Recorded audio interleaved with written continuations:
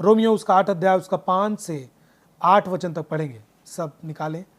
Romeo की पत्री उसका 8 अध्याय उसके 5 वचन से 8 वचन तक पढ़ेंगे। क्योंकि शारीरिक व्यक्ति शरीर की बातों पर मन लगाते हैं, परंतु आध्यात्मिक आत्मा की बातों पर मन लगाते हैं। शरीर पर मन लगाना तो मृत्यु है, सुनते जाइए, परंतु आत्मा पर मन लगाना जीवन और शांति है। क्योंकि शरीर पर मन लगाना तो परमेश्वर से बैर रखना है, क्योंकि ना तो परमेश्वर की व्यवस्था के अधीन है और ना हो सकता है कभी। 8 पद, जो शारीरिक दशा में है वो परमेश्वर को प्रसन्न नहीं कर सकते। सब बोले हालेलुया।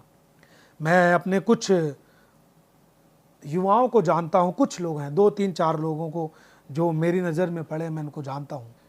उन्होंने स्कूल किया, उन्होंने सेवकाई की, परंतु अभी जब उनकी शादी हो गई तो उनको लगता है कि, और खुदा का शुक्र है कि उनकी शादी के लिए एक मसीही रिश्ते मिले और मसीही तौर तरीके से शादी हुई। लेकिन पता नहीं उनको कहाँ से कौन टीचिंग दे दिया कि उनको लगता है कि अब हमारी शादी हो चुकी है, चाहे वो भाई हो चाहे वो बहन हो, वो सोचते हैं कि यदि मेरी शादी हो चुकी है, अब मेरा जीवन बन चुका है वैवाहिक जीवन, तो अब इसमें प्यार बढ़ाने के लिए फिल्मी गानों या फिर फिल्म की चीज़ों को सपोर्ट लेना चाहिए प्यार बढ़ाने के लिए। मैं कहता हूँ ये बिल्कुल रॉन्ग है। जितना दुनिया में पति पत्नी के प्यार को बढ़ाने के लिए म्यूजिक या फिर अन्य चीज़ें हैं, मैं दुनिया के लिए नहीं बोल रहा हूँ, जो इस्तेमाल करते हैं उनके लिए नहीं कह रहा हूँ, परंतु मैं आप प्रियजनों के लिए जो मसीह में हैं उनके लिए बोल रहा हूँ। कभी भी पति पत्नी के रिश्ते को बढ़ाने के लिए संसार की गीत या फिर संसार की जो चीज़ें हैं, जो संसार की फिल्म हैं या फिर गीत हैं, उनको कभी भी इस्तेमाल ना करें। उससे आपका प्रेम नहीं बढ़ने वाला है, वो तो शैतान का एक जरिया है। आपको लगता है मैं अपने किसी भी चैनल पे आके अपने पति के लिए एक गीत लगाऊं और गाऊं? आप सोचिए आप क्या कर रहे हैं। जितना उसमें जोड़ता नहीं है उतना ज़्यादा तो उसके टूटने के गाने बने हुए हैं, फिर आप उसके लिए भी तैयार रहें। जब आपके रिश्ते में खटास आ जाए तो प्रभु के पास घुटने ना टेकना। क्यों? क्योंकि जब आपके रिश्ते को परमेश्वर ने जोड़ा, जब आपके रिश्ते को परमेश्वर ने खड़ा किया, तब आप उसे बढ़ाने के लिए आप संसार की वस्तुओं को इस्तेमाल करते हैं, संसार की जो चीज़ें उसे इस्तेमाल करते हैं। मैं कह रहा हूं इससे आपका प्रेम बढ़ने वाला नहीं है, इससे आपका प्रेम खत्म हो जाएगा। बहुत सारे लोग शादी से पहले, शादी तक कभी भी शराब नहीं पीते, अंग्रेजी शराब नहीं पीते, लेकिन हमने चर्च में बहुत सारे लोगों की गवाही सुनी कि मेरे पति मुझको अंग्रेजी शराब को पिलाने लगे कि हम दोनों का प्रेम बढ़े। पति पत्नी साथ शराब पीते हैं, मुझसे ये गलती हुई है। आप सोचिए कि आप प्रेम को बढ़ाने के लिए संसार की जो गलत चीजें आप उसे इस्तेमाल कर रहे हैं। मैं आपको बोलना चाहता हूं, आपके प्रेम को, कोई भी रिश्ता हो, चाहे पति पत्नी का है, चाहे माँ बाप के साथ का है, सब रिश्ते को बढ़ाने के लिए पवित्र आत्मा प्रभु यीशु मसीह का प्रेम आपके साथ है। हालेलुया। कहां थे आप और कहां जाके अपनी जिंदगी को आप खत्म कर रहे हैं? जो चीजें आपने छोड़ी और आपको बुरी लगी और आपने उसे त्याग दिया, आज फिर आप उसी जिंदगी को स्वीकार कर रहे हैं जिसको आपने त्याग दिया।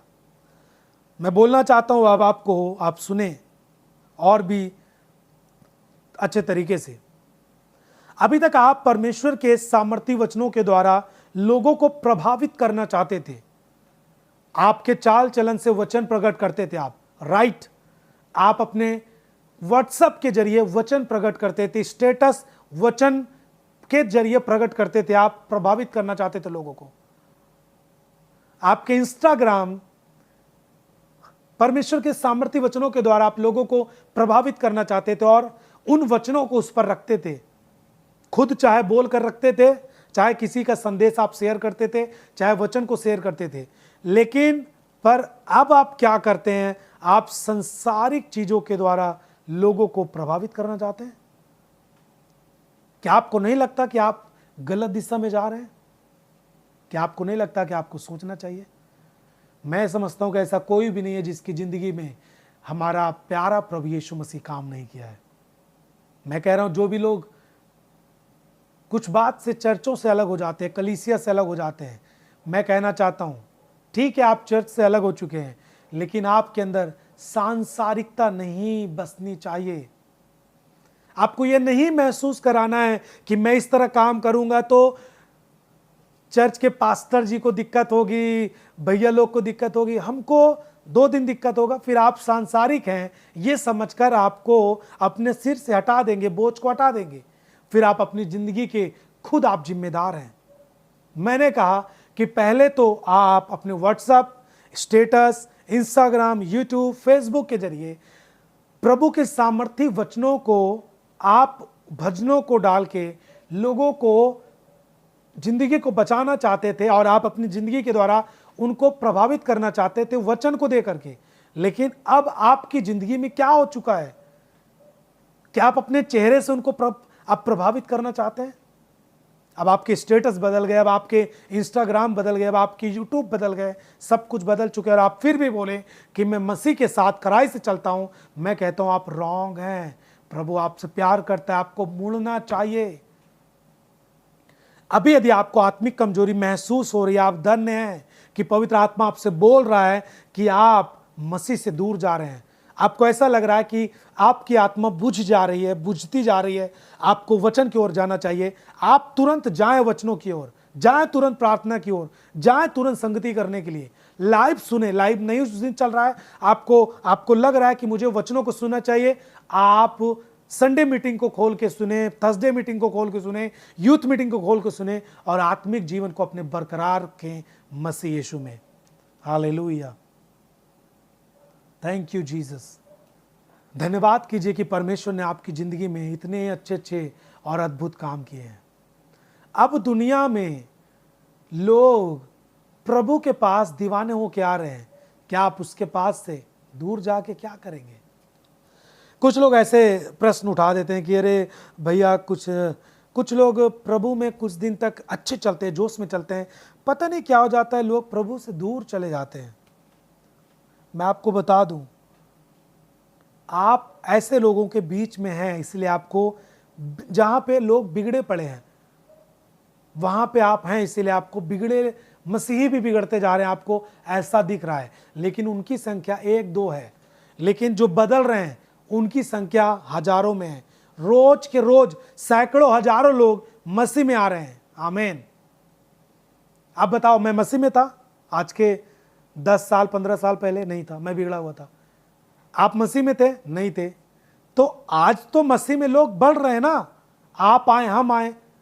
एक लोग बिगड़ गए तो उसकी वजह से आप अपने मसीही जीवन को आप विश्वास और संदेह की भावना से देखना कि क्या मसीह सच में लोगों की जिंदगी बदलता है, फिर उसकी जिंदगी क्यों नहीं बदला? भाई, उसने अपनी जिंदगी को नहीं बदला। एक बात बताइए, आपके साथ में पढ़ाई करने वाला व्यक्ति, आपका जो साथ पढ़ाई करता है, वो पढ़ाई को छोड़ दिया, क्या आपने पढ़ाई को छोड़ा? अब वो यदि टारगेट तक नहीं पहुंच पाया, उस ऊंचाई को अचीव नहीं कर पाया और आप कर पाए हैं, क्यों?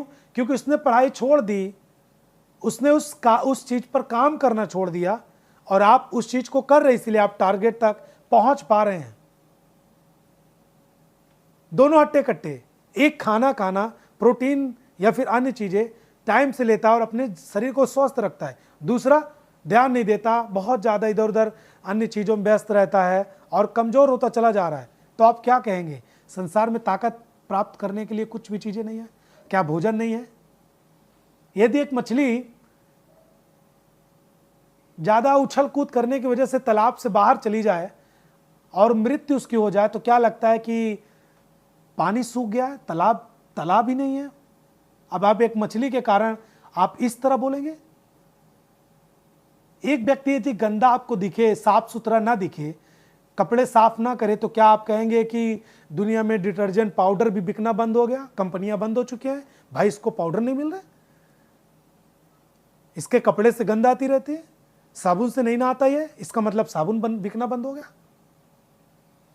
जब साबुन बिकना नहीं बंद हो गया, जब भोजन बनना नहीं बंद हो गया, जब पानी इस धरती से नहीं बंद हो गया, मछली गलती से चली गई, ये व्यक्ति जो जबरदस्ती साबुन नहीं यूज कर रहा है इसलिए गंद आ रहा है, और ये कपड़े साफ नहीं करता इसलिए कपड़े साफ नहीं है। टारगेट अब भी है जॉब के लिए, सब चीजों के लिए, पर करना नहीं चाहते इसलिए पीछे चले जा रहे हैं। तो इसी तरह से आज भी मसीही जीवन और यीशु मसीह जीवित है, और आज भी जीवित है। जो जीवित था, जीवित है और जीवित रहेगा। वो कल भी काम करता था, आज भी काम करता है, हमेशा काम करता रहेगा। मैं उसका गवाह हूं, आप उसके गवाह हैं। यदि कोई उससे दूर चला जाए, अपनी जिंदगी को जबरदस्ती फिल्मी गानों अन्य चीजों में व्यस्त रहते हैं, और उसमें बीच बीच में यीशु मसीह मसीह मुझको तुझसे प्यार है, ये गाना भी डाल देते हैं, और बीच में फिल्मी दुनिया भी, हर चीजें चल रही है। तो अब ये नहीं है कि मसीह काम नहीं कर रहा है, मसीह है। जैसे अन्य चीजों का अस्तित्व है, खत्म नहीं हुआ है, वैसे ही आज भी मसीह है और काम करता है। अब वो मसीह से दूर जाके अपनी जिंदगी को जीना चाहता है, तब वो दूर चला गया। अभी उसके पास मौका है, हर व्यक्ति के पास मौका है। कमजोर हुए व्यक्ति के पास मौका रहता है कि इलाज करवाए, खाए पिए और मजबूत हो जाए। जिसके कपड़े नहीं साफ, उसके पास मौका है कि भाई जाके 10 रुपये का पाउडर लो, निरमा पाउडर लो, और कपड़े धुलो और साफ हो जाओ, साबुन लगाओ और चेहरा साफ करो, नहाओ धो, साफ हो जाओ। पानी की घटी नहीं है इस दुनिया में। वैसे ही मसीह भी आज है, जीवित है। आप भी मसीह के पास आओ, वचनों को पढ़ो, प्रार्थना करो, संगति करो, अपने आत्मिक जीवन को मजबूत बनाओ यीशु मसीह के नाम में। हालेलुया।